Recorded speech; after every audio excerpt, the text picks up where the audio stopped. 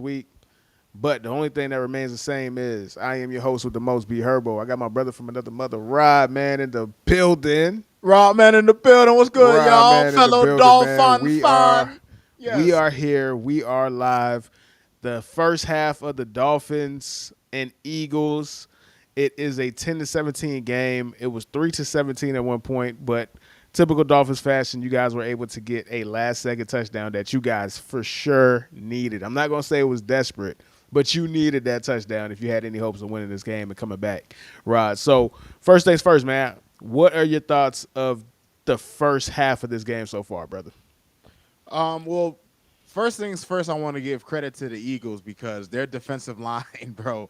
Our running game has been disgustingly bad in the first half.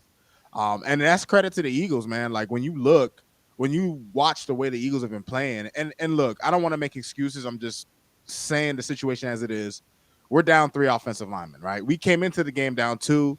We lost Isaiah Wynn on a play, so we're playing with our backup left tackle, left guard, left, center. So, you got to deal with that. You got to play with the guys you have. That being said, we haven't been able to get any push in the running game, and it shows. We had -8 yards in the first quarter. Herbie, that's the least amount of yards we've had in the first quarter since 2013. So that just goes to show you how great the Eagles have been up front. But when you look at the way the game has played out, um, the Eagles, I gotta give them credit, man. That defense is even with the injuries they have, they've been playing pretty well. It wasn't until the last drive of the first half where we really got anything going. And they've been able to kind of keep the Miami offense out of sorts. And on the other side of the ball, I don't even think our defense has really played that badly. It's just the Eagles have been able, and really Jalen Hurts, right? He's just been able to make plays when they shouldn't be there, right? Like Bradley Chubb beat his man, almost got to him. He rolls out, is able to extend the play, score a touchdown. And I'm one of those people, dog. Like the way the Dolphins are this year, Herbie, it's not like previous years. Because if this was like a previous season, I'd be losing my head. But seeing the way the team has played, seeing the progression of the culture, like for example, Herbie, you said that we needed the touchdown, we weren't desperate for it. But Herbie, how many Dolphin teams in the past 20 years would convert a 3rd and 18? And Herbie, I'm watching the game, and despite how we played easily our worst first half of the season. But despite how we played, even when we were on 3rd and 18, I wasn't like feeling like, oh fuck. Like I was like waiting to see, like, let me see what these boys do. And that was a complete momentum changer because we marched down the field. Tua hits Tyreek on a beautiful pass for a touchdown. So, we've been facing some adversity, and that's what I want to learn from the Dolphins in this game. Like for me, the way I'm looking at the season, like a singular game, yeah, it matters, but the totality of the season matters more, right? And the Bills lost today, Herbie. So even if we lose this game, we're still in the lead in the AFC East, and we get the Patriots next week. And I know we're not going to perform against them the way Buffalo did today. But I gotta say, the Eagles have been definitely the more impressive team in the first half. But we got the second half to go, and I think the offense. I think we're just gonna bail out on the run and just put the ball into his hands and let's see what happens. Yeah, so hello, can you hear me? Yeah, I got you. Okay, so yeah, I like what you said though. It's about the totality of the season. However, this is one of those games where it is a benchmark game, right? Yes, sir.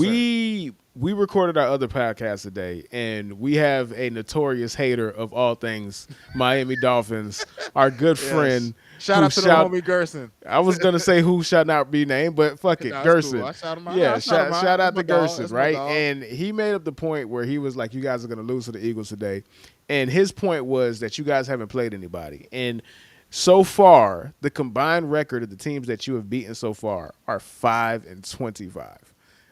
5-25. And that is that including the Bills or that's not including the Bills? No, it doesn't include the Bills. We didn't beat the Bills. So no. Okay, so yeah, it is 5-2. I'm thinking like it 5-24, I think it'd be. it might include the Bills because who has more than one win that y'all I beat? mean, we beat the Chargers and New England both Okay, have. yeah, Yeah. okay, yeah. Okay, so yeah, 5 and Yeah. 25. That is the total. And the Chargers are huge. Chargers suck. New England sucks. the Broncos definitely suck. I don't know how they won a game today, bro, against a team that was off a bye week. Jesus Christ, man. Tough, man. Tough It's a with Aaron Rodgers, huh? it's a lot of For, bad football right now, dog. oh, This shit is a landmine out there, bro. But back to the Dolphins though. So the reason why I was interested in this game, particularly not just because we have a podcast that talks about this stuff, but I really wanted to know what you guys would do against a team that is up in the upper echelon of football, dog. So I'm I'm I'm so happy that you guys were able to get that last second touchdown because it was looking like, dog, are the Dolphins frauds, bro? yeah. Like, No, listen. I would not be. I wouldn't be. I wouldn't disagree with anyone who would feel that way had we lost this game. Like to me, even if we do lose this game, let's say I obviously I'm hoping we win, and I think we're gonna make a comeback. We get the ball back to start the half, so hopefully we score, we tie it up, and it becomes a real game. But you know, I could understand that because you look at the Bills game, and in the Bills game, our defense couldn't do anything. Like they got scored on, and the offense started off hot, and as the game went on, what I'm saying, we were making mistakes, and then the Bills were making plays, and boom, it's 48-20. So look, if the way the game was shaping, it was looking. That's why that 3rd and 18 play, Herbie. When I seen we completed it, I felt good about scoring on that. I felt good about us getting a touchdown because I was like, you know what? If we make that play, I think Tua's going to take us downfield, and that's what he did. So these type of games, Herbie, obviously, nobody wants any more victories. These are really games you got to win, especially when a division rival who beat you goes down. So I don't want to make any excuses for these boys, but I'm glad that we were able to show like, hey, we're not just complete. It's just bad teams that we could only be effective against, right? Injuries aside, like every team is going to face adversity. That can't be the excuse every time. So when you have adversity, you got to show that you can play. And at least for a drive, we see that, hey, these boys got some dogs in them. Let's see if they keep that fire going into the second half. all right, speaking of that, man, let's go ahead and get some of the current stats that you guys have right now and get an idea of, what's actually going on in this game or whatnot, right? So, hold on. Where are we at? Where are we at, man? I guess that. Oh, there we go. There we go. There we go. All right, let me see here.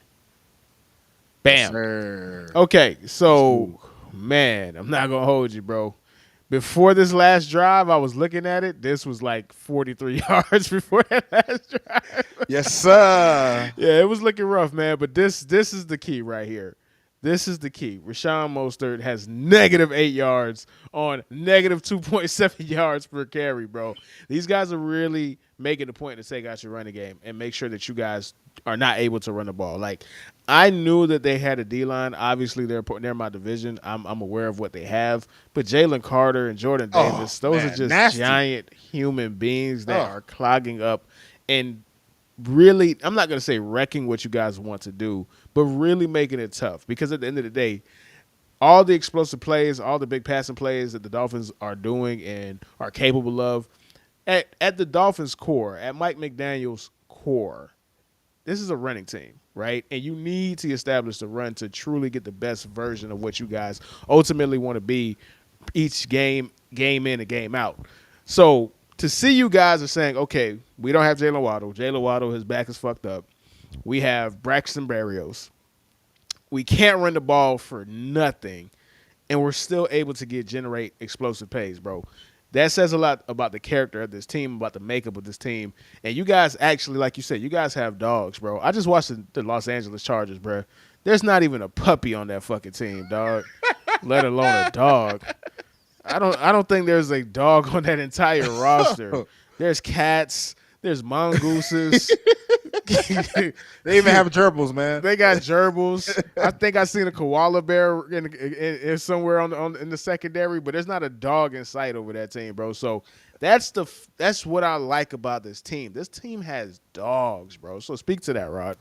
Nah, man, I'm 100% with you, Herbie. And it's funny because, like, people talk about the main dogs. They talk about Tyreek. When Waddle's on the field, he's a dog, but Tua's a dog too.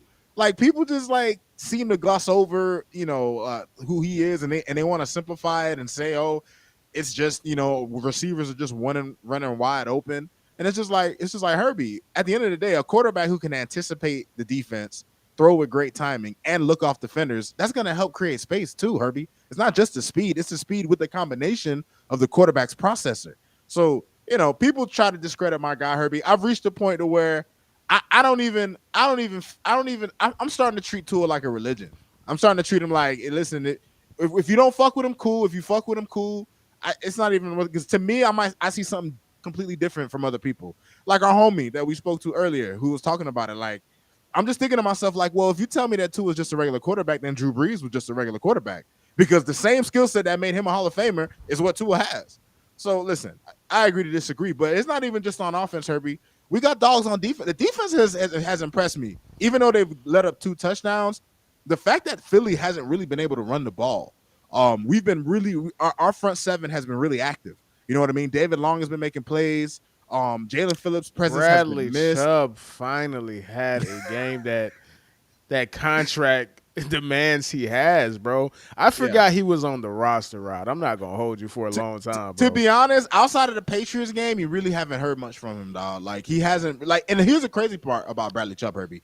If you look at his pressure stats, he's like one of the highest defensive linemen in pressures. Like if you look at Pro Football Focus and shit like that.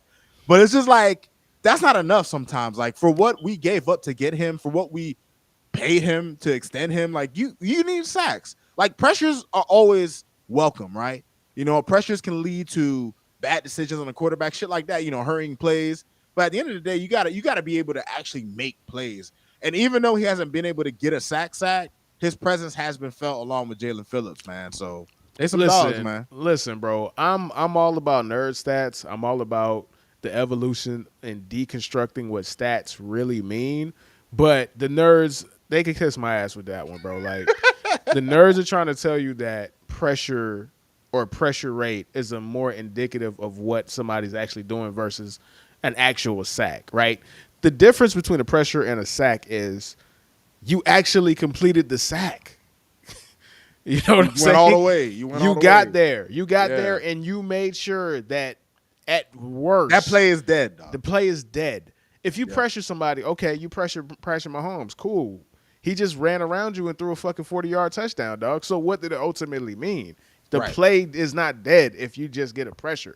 I understand that on a play-by-play basis, it's truly showing how effective somebody is versus somebody getting cleanups, somebody saying, hey, I did all the work, like Myles Garrett, right? Like I did all the work as a player, and then somebody comes around Myles Garrett and just gets a sack because Myles Garrett wrecked two or three offensive linemen and made it easier for you. I understand.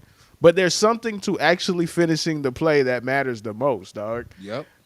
You know what I'm saying? So Right. Like if you lead the league in the most dropped touchdowns, what does it do for you? doesn't do a Right. fucking Right. thing. It You're just not it making doesn't the do Hall of Fame, bro. it. Right. You're Right. not Right. making the Hall of Fame because you almost caught 1,000,000 touchdowns. It's not how it works, dog.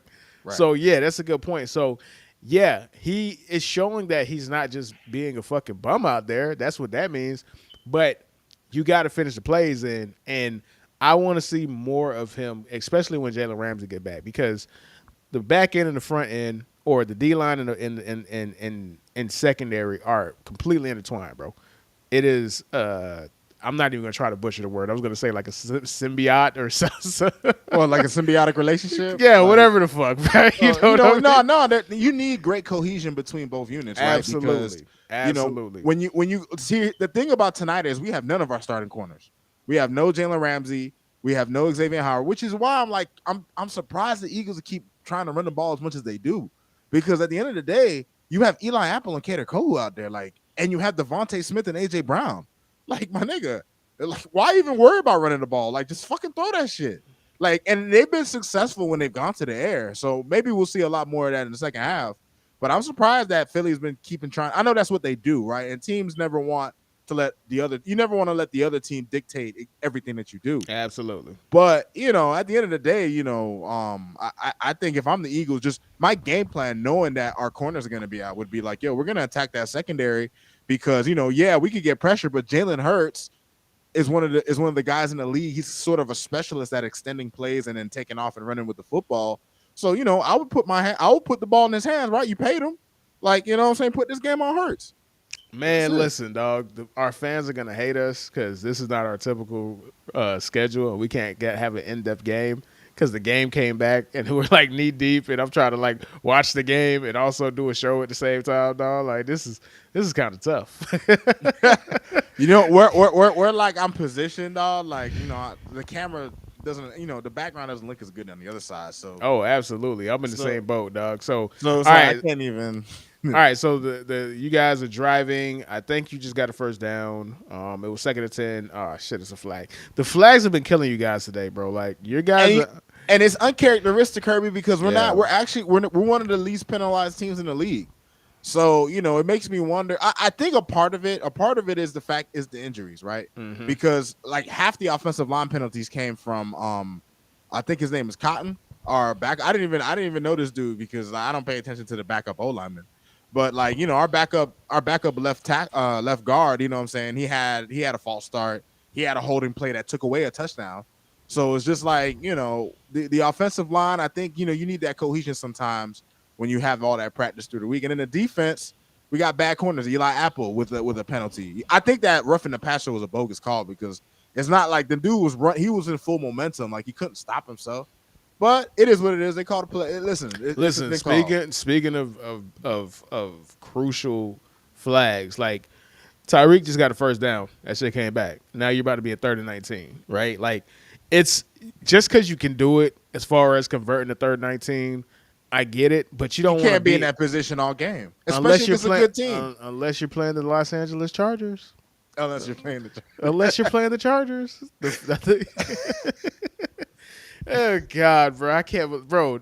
If if they let Brandon Staley even get on that plane, bro, like they deserve Man, everything that comes to them, dog. you All know right, what? I partially think they hired Kellen Moore because they were also thinking like, you know what, we might need a substitute we could trust. And I think hell, give him a shot. He can't be any worse than Staley. His side of the ball can't stop anybody. Mahomes had 400 yards and 4 touchdowns, bro. bro. Travis Kelce Like, had 179 receiving yards, 109 at the first half, dog. This is just a disaster over there, bro. dude, It's like bad. It's bad. It's bad. But with that, bro, that's a perfect way to transition, dog. So let's go ahead and get into our next topic before we go ahead and close and get back to the game. Again, guys, you know, we normally do like an hour, 45 minutes to an hour, but the game is going on, so we want to get back to the game. So we're going to make this one a little bit shorter, but we're going to go ahead and end the show with thoughts from the Red Zone, man. Week 7 edition, man. So, Rod, what are your thoughts for the Red Zone? You go ahead and I'll give you mine. okay, I have a nice little list here. My first thought from the red zone that I jotted down was Lamar looks better than ever passing the rock, and he put on a fucking show today. He looked really good against the good Lions defense. I don't know if the Lions were missing anybody important on their They defense. were missing a couple people, bro, but at the end of the day, you play who's out there, right? you play who's out there. If you're going to be the team that you guys want to be and you don't want to have that stigma of being the same old Lions, you can't get your ass kicked 30-6. Ooh. You can't. You got to put up somewhat of a fight, dog. Like you can't just get lambasted 35. Absolutely, You know? bro. So the good thing for the Lions, if you're a Lions fan, you know, shout out to my boy J Mac. The NFC is terrible, bro. So this doesn't even matter. The NFC, the NFC has like four, maybe 5 teams. Like it's crazy. 5 is a push, right? I said maybe 5. I said maybe 5. I'm trying to give credit to maybe another. I don't know. I said maybe 5. That's pushing it, man. That's pushing it. But go on. Do the Browns regret signing Watson to that fat contract yet? Man. They have to. That's the worst contract in sports. Dude, this is up there. This is up there with the second half, that back end of Albert Pujols' contract, bro, when he was with the Angels, dog. Mm-hmm. This is the worst contract in sports, bro. This is an albatross. Yes. This is an albatross, bro. Tyrod Taylor looks better than DJ has this season when he's played. Like that was my thought when I was catching glimpses of the Giants and Washington Commanders game, and it just made me think they really just paid one of the most average quarterbacks of all time $45 million a year, when the backup looks like he can run the offense better. And they didn't have to. They could have franchised him.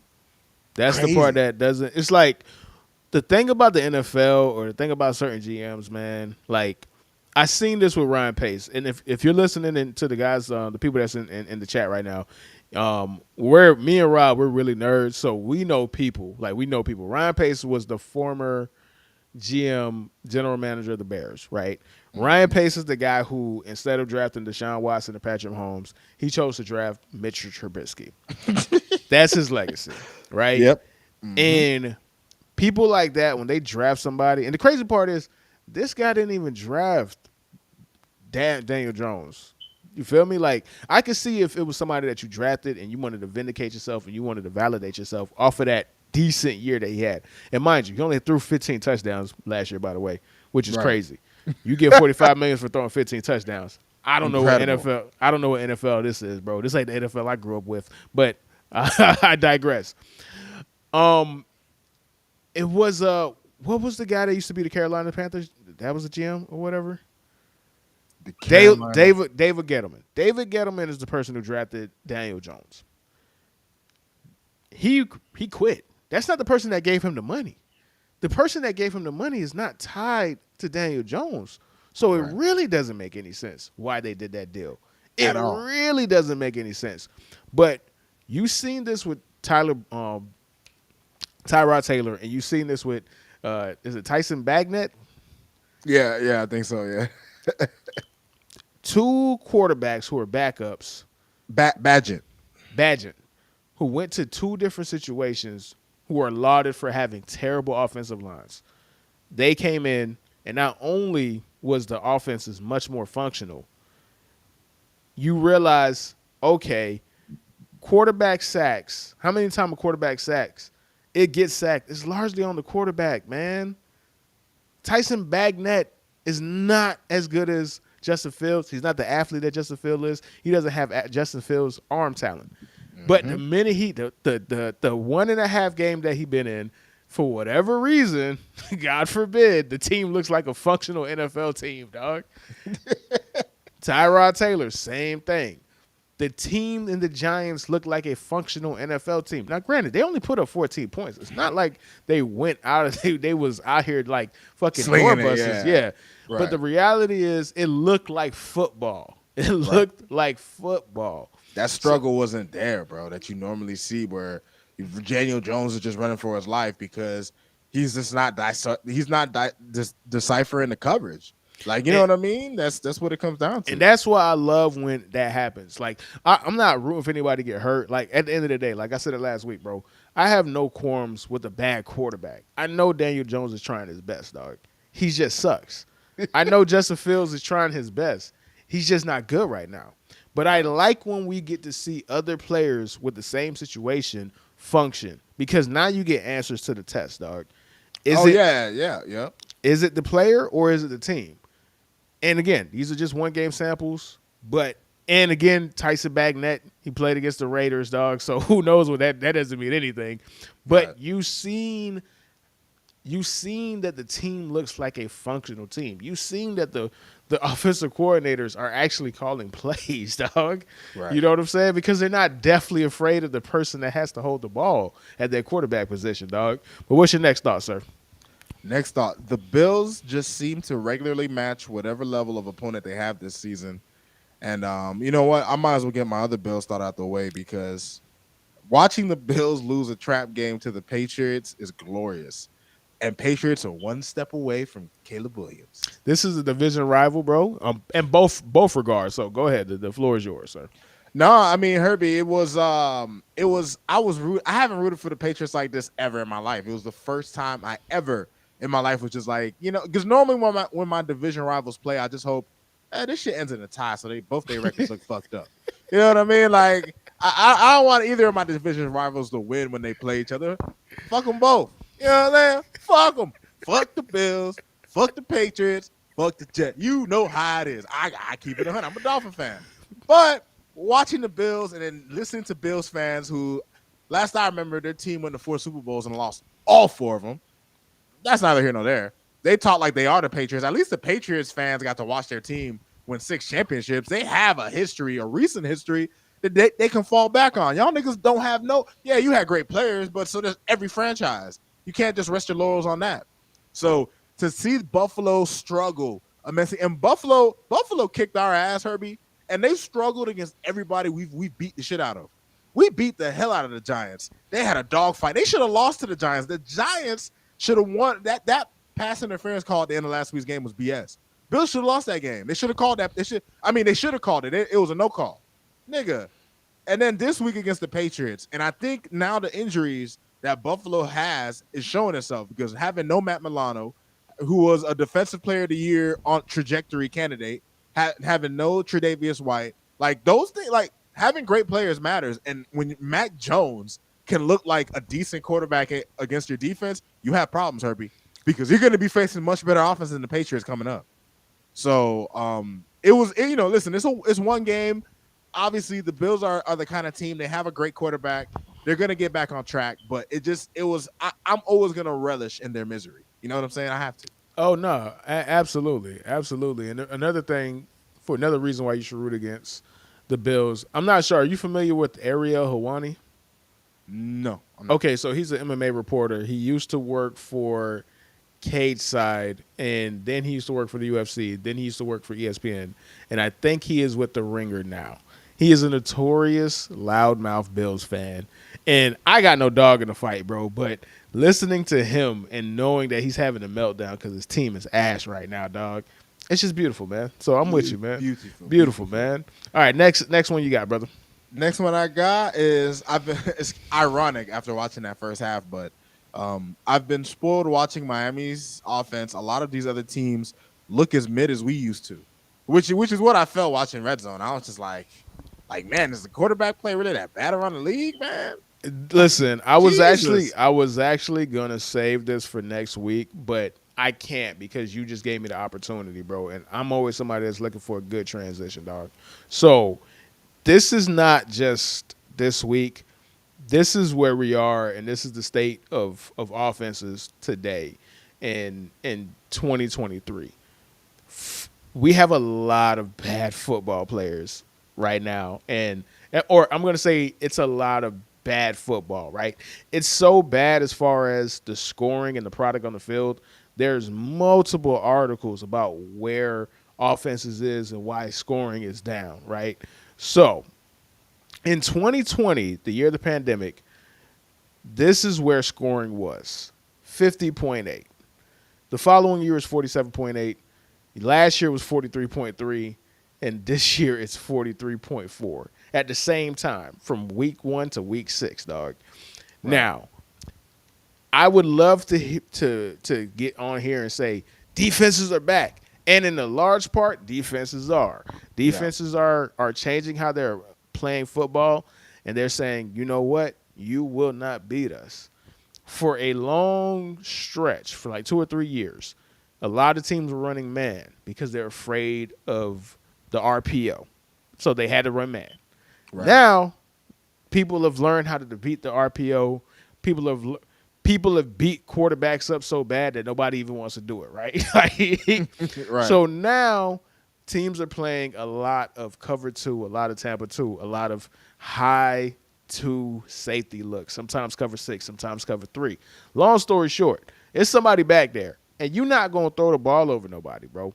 Mm-hmm. And everybody is struggling with the defense that Drew Brees and Tom Brady mastered, which is what's the saying, bro? Death by 1,000 paper cuts, dog. Yep.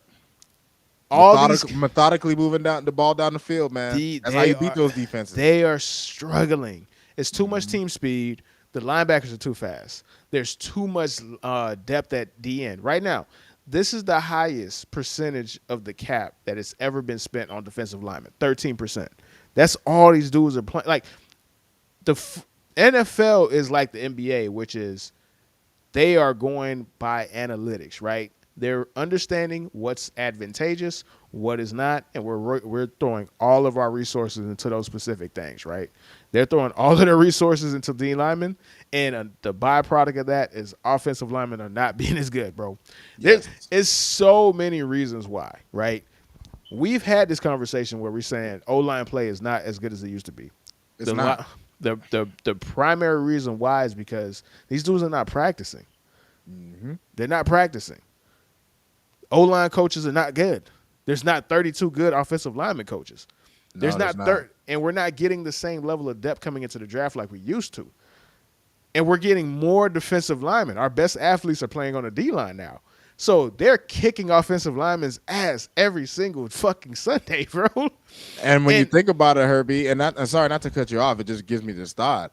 The number one way to disrupt any offense, no matter how great it is, Herbie, is to have four men who could rush the quarterback, drop seven back, and if they could really destroy the offensive line, almost no quarterback stands a chance. Like we saw Mahomes in the Super Bowl struggle when his offensive line was in shambles against the Bucks, and they only scored 9 points, and he had Tyreek Hill, he had Travis Kelce and Andy Reid as his coach. So it just goes to show, Herbie, the one way to destroy any offense is to have depth and to have quality defensive linemen who could get after the quarterback and stop the run. And I know I want to talk about other positions. I know we could talk about the finances. I know we could talk about all the analytical things. But the biggest culprit in all of this, it's not the resources on offensive line, at defensive line. It's not the lack of depth at offensive line, bro. The reality of the situation is we are in a dry spot of good quarterbacks. This is, in my opinion, and I could be wrong. I might have to go look it up. But for me as a viewing fan of the NFL, this is the worst batch of quarterbacks that we've had in 30 years, bro. Like this batch sucks. Well, especially when you consider the rule changes. Like the game is easier than it's ever been for quarterbacks. Just in terms of them not having to fear for their lives. Like the quarterbacks of old used to get fucked up. And, You know what I but mean? that will tell you, it's the easiest it's ever been to play the position, and it's still the hardest position in sports. And we're still not able to get 32 good ones. I don't think there's 10 good quarterbacks right now, dog. Right. When you get to the lower end of your top 10 quarterbacks, you start thinking like, damn, this nigga's better than 20 other guys. Bro, the only person I can say without a doubt is an elite quarterback is Patrick Mahomes right now. I think everybody else is in the tier. I think it's Patrick Mahomes in the tier by himself. Then you got the next tier, Josh Allen, where you want to put Tua or whatever, right? Just based off of how he played, right? Right. Now, some people will say, I don't think he deserves to be there, blah, blah, blah, whatever. But based on how he's played this season, then you got that next tier, which is just a log of whatever. Oh, and Trevor Lawrence. I'm not going to leave Trevor Lawrence. I know people think I'm a Trevor Lawrence hater. Trevor Lawrence is a tier 2 quarterback. Then you got that log jam of everybody else. And then after that, you got Desmond Ridder, Sam Howell, Tyson Bagnet, Brian Hoyer, Jimmy Garoppolo. This shit is disgusting to think about. Kenny Pickett is supposed to be a viable quarterback option in 2023. That's nasty work, bro. Malik Willis, Ryan Tannehill. This shit is bad, bro. No, this dope is bad out here, man. This shit is terrible. Step on. Bro, in our sports group that we're both in, dog, they had a poll of who do you think the best NFC quarterback is? Do you know what the answer I had to give, Rod? Because it's that bad. My answer was Matthew Stafford. And you know I hate that nigga, dog. You know I hate him, bro. You know I can't stand Matthew Stafford, dog, and I had to pick him. Like if you really think about it, like Jalen Hurts don't move me. I know what he is if he doesn't have 20,000 seconds to fucking throw the ball. I know who he is. You can't fool me, dog. You ain't tricking me, dog. Like, it is some bad football, bro. Think about this. We are coming off of we didn't know it because we were spoiled, but to be in a situation for 15 years, you had 4 of the 6 greatest quarterbacks who have ever lived playing at the same time. Tom Brady, Peyton Manning, Aaron Rodgers, and Drew Brees. Yep. We thought that was the norm. That was an outlier. We may never, ever see that again. Right. And when you see how good they are in relation to how bad everybody else is currently, I just have a newfound respect for those guys because they mastered the position. And they are just aliens. And they are just so good and made it look so easy and erased so many problems and made up for so many mistakes that other people make that could ruin you as a player, that they were able to overcome these things year in and year out, that we had no idea how hard it is to actually play this fucking position. Sam Howell is supposed to be the savior, dog. We're in a critical era of bad quarterback play right now, dog. This shit is bad, bro. You know what's crazy, Herbie? If you think about, okay, you got Mahomes, who obviously is just far and away in a tier alone, right? But then you think about, you got Burrow, you got Josh Allen, you got Tua. I'll throw Lamar in tier 2 as well. Yeah, for sure. Lamar with is Trevor. 1000%. 1000%. I forgot about Lamar. Yeah. But like after you and then Trevor and like and you guys, hold on, wait, Rob. Just had a pick 6, bro. 17-7. 17-17 tied up, bro. This is what I'm talking about. Jalen Hurts. I know who you are, dog. You a Jalen bum, Hurts, nigga. and he threw a pick 6 to a linebacker? Threw a pick 6 to a linebacker, man. Oh man, let's go, man. I told you, man. Can't fool me, dog. Can't fool me, dog. I ain't. Oh shit. Come on, man. Jalen, fuck it. So that means this man has thrown eight interceptions this year. 8 interceptions. He has 10 turnovers, and it's only week 7. He had 9 all of last year, bro. He's missing that offensive coordinator. He's missing him bad, dog, because he was fucking. Hey, look at my dog, Ayo Blood, my dog Tony.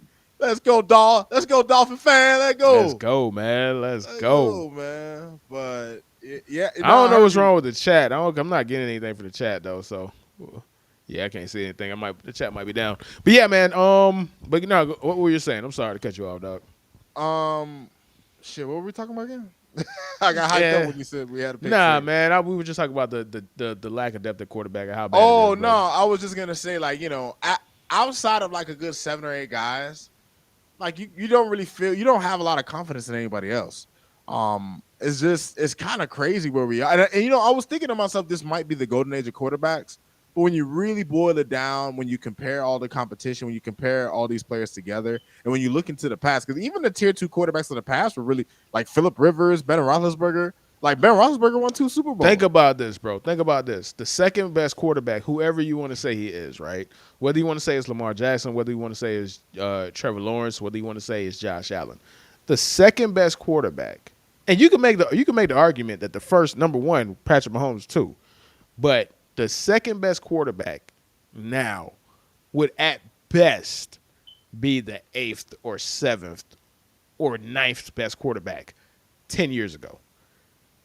Josh Allen compared him to yeah. Josh Allen would never be ranked above Peyton Manning or Drew Brees or Aaron Rodgers in his life ever if he played with them. Lamar Jackson, as much as I love him, would never be ranked above any of those guys if they played in the same era. Patrick Mahomes would be fighting for that number 1 spot between 3 people. Right. Aaron Rodgers at the tail end of his career was a back-to-back MVP in Patrick Mahomes' era. You know what I'm saying? That's crazy to think about. When you think about that, Patrick Mahomes couldn't even beat out the back end of Aaron Rodgers. Not even him at his peak, 2011, between 2011 and 2014, and he wasn't beating out Aaron Rodgers, right? So I really thought we were in the golden age. We're not. We're in the poo-poo age, my boy. This shit is terrible. The bad dope era, bro. It's the bad dope era, dog.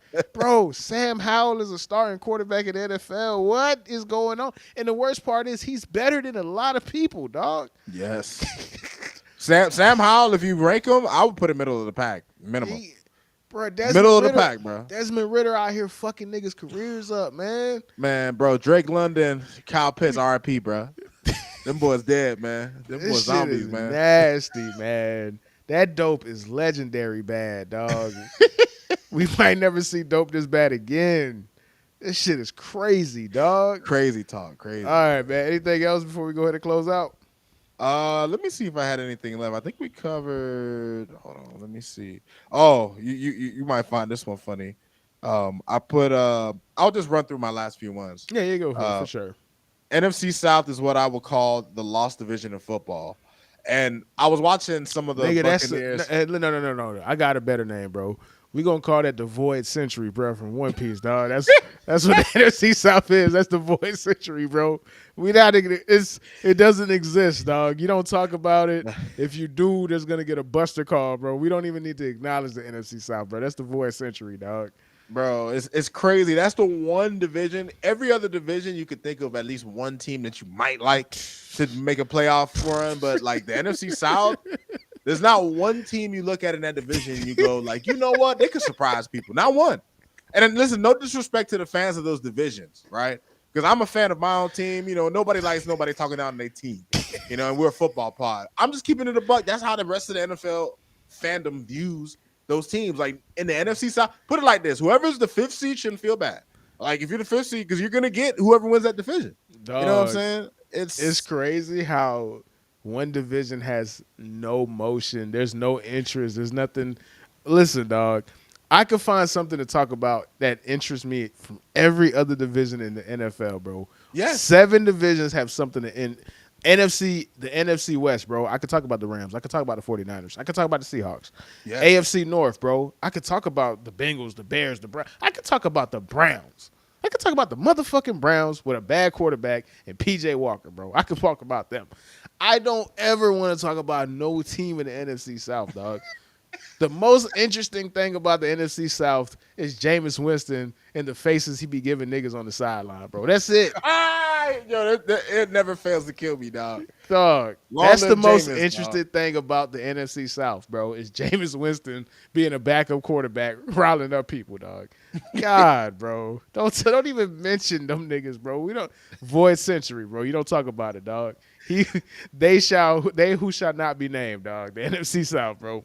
Facts, bro. And then my last thought that I had was Justin Herbert, Phillip Rivers. What's the difference? It's funny that you had that because one of the captions that I wanted to talk about too is, and this is it right here, bro. Oh Justin shit! You had a Herbert. whole headline for that. Oh yeah, Justin Herbert is not elite. We can't keep doing this. We can't keep doing this. We can't keep doing this. And I'm not going to say we. I'm going to say me, and I'm going to say the nerds. Justin Herbert is the nerd savior. He is the White Ranger of football stats and stat nerds, right? Analytics football, analytics Twitter. But the reality of the situation is he's not an elite quarterback. I have said this on many occasions. The Dolphins should have made the mistake of not drafting Justin Herbert. And I still believe that, right? I still believe he's a better quarterback than Tua Tagovailoa. He has more to offer. He has more things to work with. He could attack in terms the of field. his talent. Of his talent, right? Yeah. But the reality of the situation is there's no way if Tua was put in the same situation, he wouldn't figure out to win one of these games, dog. Right. And ultimately, that's what matters. That's what you do this for. You play to win the game.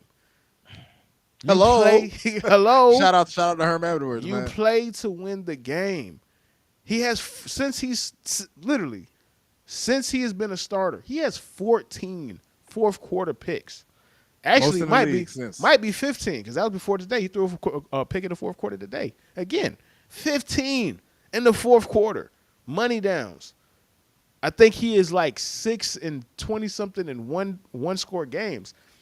These are games that I've literally watched multiple games. The Chargers are a premier team, or they want to be considered a premier team. I've seen a lot of Chargers football. I get the same feeling that I got when I watched Andrew Luck playing, which is if you actually watch Andrew Luck, you would realize there's so many games that he could have won, and he left meat on the bone. But even then, he did way more than Justin Herbert does. Like, he's living off that rookie campaign, Herbie. Still, he is, bro. He's great until he has to be great. Right. Phillip Rivers 2.0. Phillip Rivers part 2. He's a better talent than Phillip was, but he's like Phillip Rivers with Dan Marino's arm. That's how I look at him. Dog, like you gotta understand, bro. Like this is not like. This is somebody who was at Oregon and couldn't even sniff a Pac-12 championship game, bro. If you're that person, if you're and then Bo Nix comes in after, and what happens? What happens after Bo Nix comes? Right? Like this ain't Oregon State. This is Oregon. Oregon who's been to a national championship. Oregon who beat your Florida State. Not to bring it up, just to highlight a point. I got you. This is a team that is not no Division II, like you had to really care. Bro, it's Oregon, dog. You couldn't even sniff a Pac-12 championship at them. Like, it goes back to who he ultimately is, bro. That 28, that playoff game that you blew against the Jags in a game where you had a 5 turnover, you were +5 in turnovers. You were up by 4 possessions and you found a way to lose that game in a half. In a half, by the way. You know how hard it is to blow a 28-point lead in a half or whatever it was, 23 or whatever? 27. It was 27, yeah. 27-point lead in a half, and you are supposed to be an elite quarterback, dog. We can't keep making excuses for him, bro. Like, he's not elite. And that's it, bro. He is not elite, dog. And you know, just to add to your point, Herbie, because, you know, there's not much more I could really say to what you said. Like, I agree with you 100%. The only other thing I would add, Herbie, is that a lot of people make excuses for him that other quarterbacks don't get those same excuses. Like Dak doesn't get those same excuses. I'll even do my quarterback. People to his first 2 years, people didn't give to any at all. Who was our confirmation bias. It was confirmation bias. Who was our receiver? Like, that's what I'm saying. Like, we had the worst O-line in football. Yeah, the Chargers had the worst O-line in football his rookie year, but he also had Keenan Allen, Mike Williams, and he was a better quarterback his rookie year. Yeah, that's where it seems like that's where he maxed out. He was. I think because he didn't have to actually play with pressure, that he was able to play free. I think when the pressure's on the line, he feels it. He knows it. Lemon booty, bro. That's why I said he's great until he has to be great. Mm-hmm. Because when you're great until you have to be great, and you're not great when you have to be great, that means that the pressure is getting to you. You understand it. The moment you hear that crowd, you feel it. And he just leaves a lot to be desired. First it was, okay, he was not aggressive. Now you get Kellen Moore. He's more aggressive, and now he's throwing picks. Like, you're 6'6", you're 250 fucking pounds. You have a generational arm, and you're mobile, and you could do anything, and you could bounce off of people. Sometimes you just got to make a play, dog. Yeah. Like, we're not asking you to go save cancer patients or figure out how to do open heart surgery. Like, sometimes just make a play. Just get a fourth quarter comeback from once, man. Like you know what I'm saying? Bro, like, you know, the Chiefs did not score on 3 straight possessions in the second half. Majority of the Chiefs scored 24 points in the first half. They only scored 7 the rest of the game, and they didn't do anything. They had 17 at half, and they finished with 17. I'm talking about the Chargers. How? Just man, 2 bad picks. Well, one pick was a deflection, but still doesn't matter. You're 6'6". How is your balls getting deflected? You're 6'6". Kyler Murray doesn't get his balls batted more. Like, this man has a higher percentage of his balls batted at line of scrimmage than Kyler Murray, who you're a whole foot taller than. It doesn't make any sense. That's crazy. It don't make sense. Oh man. Listen, man, it is what it is, bro. But we went way over than we expected. We ended up doing the normal part anyway, bro. So, regular show. Yeah, regular show anyway. But let's go ahead and get back to the game, bro. It is still tied up. Actually, no. Oh shit, no. What the fuck happened? Oh, the Eagles just scored. Okay, yeah, we gotta go. This game is looking like it's gonna be a real good one, dog. All right, it's going down to the wire. All right, going down to it, man. Appreciate it as usual, man. Everybody that was in, man. I'm not sure. I'm pretty sure if you guys replied or was trying to get. You had messages and comments, bro. For whatever reason, the stream wasn't loading. We'll get y'all next time, man. Apologize for any kind of technical difficulties, but we'll see y'all next week, though. Deuces.